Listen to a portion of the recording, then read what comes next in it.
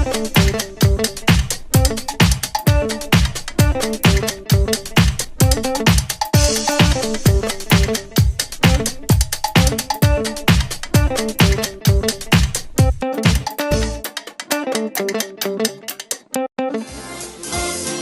guys, grab your gal and hit the floor, cause here's that beat you've been waiting to swing to. Who's in love with daddy with the beautiful eyes? What a pair of lips I like to try and emphasize. I just tell him, baby, won't you swing it with me? Hope it tells you, baby, what a wing it will be. So is everybody, darling, may I introduce that? So keep me waiting while I'm in the mood. In the mood. In the mood. In the mood. It didn't take me long to say I'm in the mood now.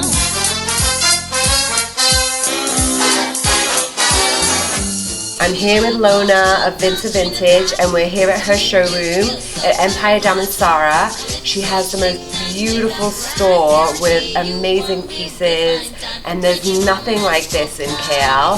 And we're lucky to get the inside scoop on the pieces that you have here and where they come from, the history, and yeah, so we're very excited.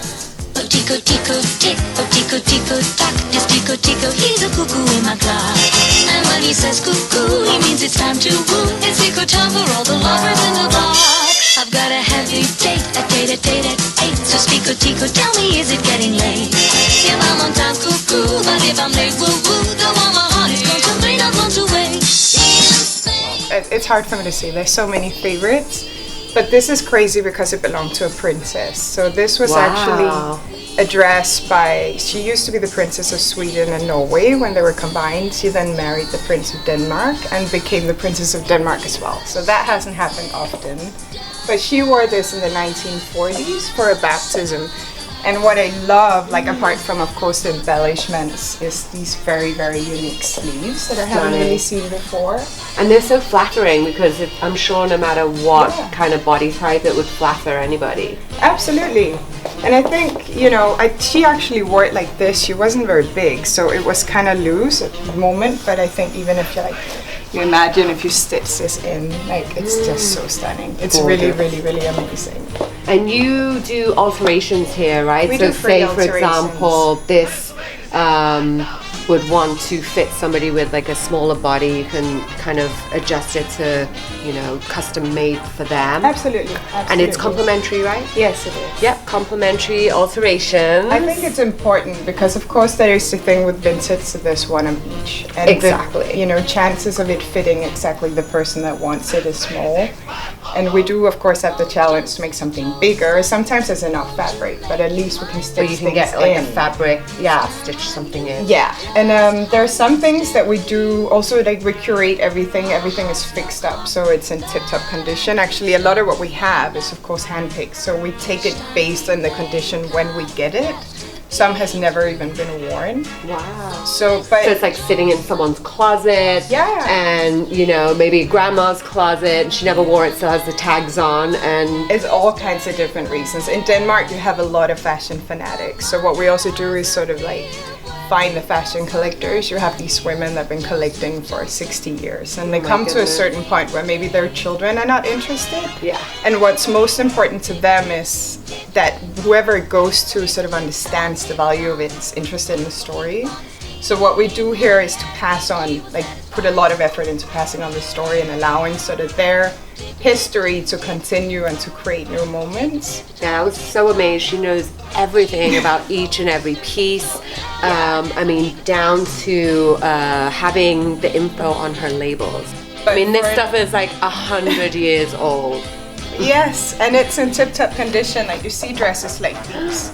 We have 2 of these, and this lace is just so sturdy, it will last you like another 100 years. But the thing about these is these are like examples of what you call new old stock, like it's never been worn. Oh, this has never been worn. And these we got, hold on, they're from the 1950s because the Baroness that lived in a castle near where we grew up had her own tailor that would make her these kind of things, and she didn't get to wear everything. Wow, so if you truly want to be a princess. Right. So I belong to that family, and we've been sort of lobbying them for a while, which is what we do, and try to get hold of these things. So we do get these amazing pieces that have never been worn, and they're already 60 years old. So it's really, really cool. I love this. This is House of Bianchi, and we actually have a picture of it worn in Harper's Bazaar. Like, it's really crazy. Wow. I don't know if you can zoom in on it, but there's like a picture here. Wait, let me show you. Like that, she's wearing it actually in like a jewelry commercial. Wow. This is beautiful. But these are, I mean, things the like attention this to detail is just... And what I love about these like 40s and 50s still had things that sort of went a bit back to like the 20s waist. Because the funniest dresses are those where you can sort of see both the 20s, the 30s, the 40s, the 50s coming to life in the same item. So these are some of the dresses that have been sort of featured in magazines and all that, because this is a classic 1930s Art Deco dress. Oh my god, look at that. And then you have the sort of very Backless. typical 30s low back. Yeah, so you'll be covered up front. And after the 20s, you know, the waist started crawling back up, but you got all this bias cut. That means the entire dress is sewn and stitched and cut together so it flatters the body. Like I can see Marilyn Monroe in that. Yeah. I mean, maybe there would be a bit more cleavage in her case. Yeah, I don't think I it was guess often she was completely covered. Gorgeous. This is exactly the same thing. So you would, I mean, actually now if you wear it, like I think it's allowed to do this kind of cleavage, but back then you would wear the vestie.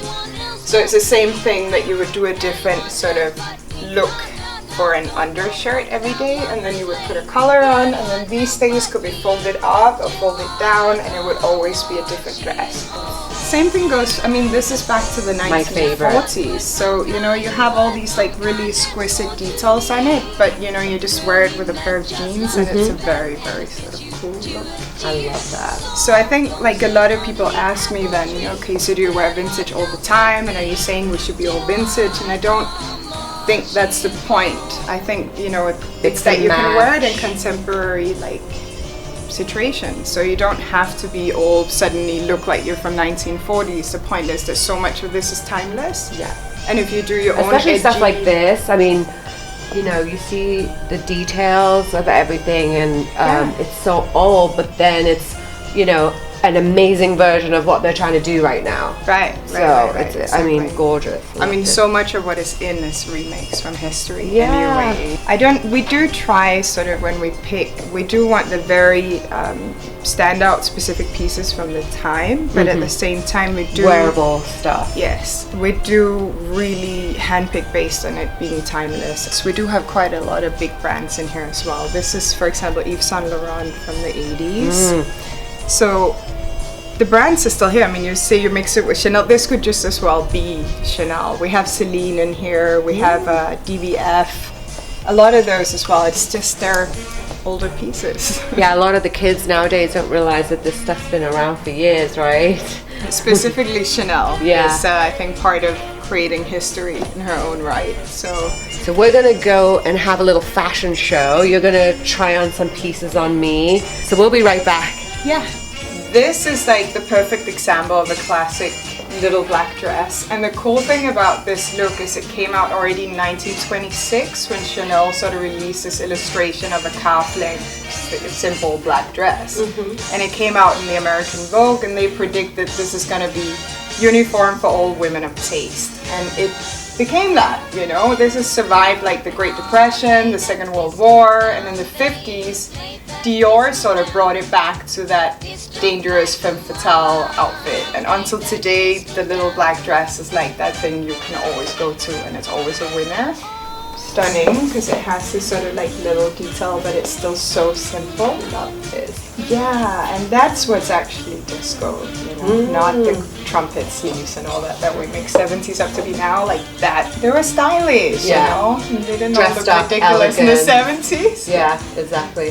Definitely. This is just Mad Men sophistication, like beyond. I adore sets like this, and they're hard to find because, I think because of Mad Men, maybe like they're in such demand. Yeah, most people are looking for this stuff, whereas before they wouldn't be. Now it's like brilliant, and we had one more brighter like set of that, and literally the day we brought it back, like it was all gone. And it's so comfortable. So this is the look that became really big in the 50s by like House of Bianchi, and that when, you know, slowly it became more and more allowed to sort of reveal things, you know, the shoulder started coming out, and actually that became very popular with like Jackie Kennedy, things like that, the started wearing. And this is like an American look, so this was very much Hollywood, but you're covered up and you're still sort of looking stunning and you're still standing out. And the designer of this cluster, I think, is just brilliant because he was so fun at experimenting with fabrics, and this whole applique thing is so unique. And he provided for most of the sort of artistic community in Copenhagen in the 60s. And this is just the cool thing is, if you really want, like, this is more like sort of contemporary. And then if you really want that look back then, you add the top, you know, you would add that sort of skirt underneath and get the full skirt, and then you look more like 50s, whereas this is perfect for today. So that's what's so cool about it, I think. So this is what I call my Twiggy dress, because this is really classic for what Twiggy would wear in the 60s. And again, what I like is that during the 20s and the 60s were sort of two female revolutions. The 60s was of course also the youth revolution that we know, but it's where women sort of stood out and said, we're not a thing, we don't have to dress a certain way for men, and to sort of show that female power, everything became very straight. Thank you so much for letting me play dress up here, and I loved all the information that you had about all these clothes. Like, you would never think there was so much thought put into everything that you do here. I think nothing in fashion has happened by chance, and that's what makes it so exciting. Like, everything has happened sort of reflecting on the economic situation, the social situation. So I think it's even more fun when you understand why people dress the way they do and why you want that dress. Because one thing is liking it and another thing is understanding it. And there's so much more to fashion than we think, you know. It's a lot more than just a dress. Exactly. And that's what makes it exciting. And thanks for having us. Yeah, thank you for coming. So much fun. So you can find VInter Vintage on Facebook and Instagram at VInter Vintage. And they have a beautiful showroom in Empire Damansara, and they have everything from shoes, handbags to sunglasses. They even have these suitcases that I love. So come by and check everything out, and I'm sure you'll love everything that they have.